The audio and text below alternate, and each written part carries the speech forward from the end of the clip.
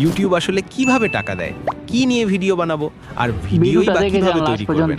কোনো চিন্তা নেই, একেবারে বেসিক থেকে অ্যাডভান্স পর্যন্ত ইউটিউবিং শুরুর A to Z নাড়ি ভুড়ি আজ আমরা আপনাদের হাতে কলমে বুঝিয়ে দেব।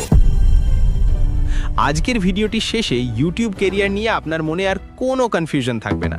আর হ্যাঁ, ভিডিওর একদম শেষে ইউটিউব অ্যালগোরিদমের এমন একটা গোপন ট্রিক্স ফাঁস করব যেটা বড় বড় ইউটিউবাররা কখনোই আপনাদের জানতে দেয় না, তাই চোখ একদম স্ক্রিনে আটকে রাখুন।